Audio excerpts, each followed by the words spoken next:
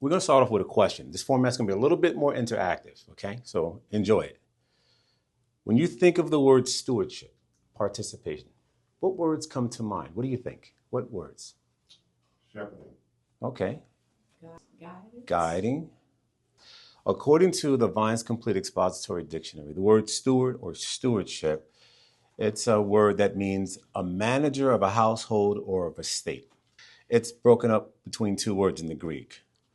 Oikos means the word house, and nomos or Nemo, we know it from Finding Nemo, right, means to arrange the house.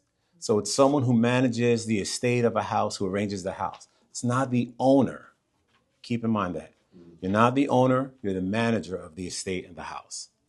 In 1 Corinthians 4, verse 1, it tells us, the Apostle Paul is the writer, the Holy Spirit inspired him, and this is what he wrote. This is how one should regard us, as servants of Christ, as stewards of the mystery of God. This is saying, according to the Vine's Complete Expository, three different things. This is point one, that anyone who preaches the gospel is a steward of the gospel. Someone who manages. You're not the owner, you're a recipient, someone who's received the gospel, and you're also someone who's a proclaimer, that's what a preacher does, or you're a teacher of it. So you are a steward of that high responsibility. What are you doing with it? Just that's the thought, that's the question. As in Titus, for an overseer, which would be a bishop, an elder, someone who's like the leadership head over of a church, for an overseer as God's steward, same word, not the owner of the gospel or the owner of the church. It's not his church, it's God's church, must be above reproach. So it's an elder, a bishop, the pastor, elder pastor of the church. It's not his church. He's the shepherd, as you said earlier, over God's church. So we're looking at anyone who proclaims the gospel as a teacher, a proclaimer. Now we're looking at elders. What about everyone?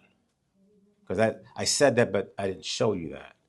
Generally, every believer. And then Peter writes this to us in 1 Peter 4:10. Each has received a gift, and it is to serve one another. So you're a steward, you've received the gospel. The gift is to serve one another as good stewards of God's various grace. So I want you to notice that generally every believer is a steward of the gospel of grace. Every leadership, any teacher or proclaimer of the gospel. It covers, it throws out a very wide net. Make sense so far? So when I asked the word, what is a steward, I wanted you to keep in mind what the scriptures say it is. Okay, so let's break that down. Steward is a manager, a house overseer. He is not the owner. It implies that you've been entrusted with something, trusteeship.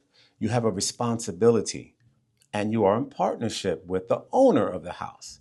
You're managing God's given resources. He's giving you the house. He's giving you the resources for his glory and for the betterment of his creation.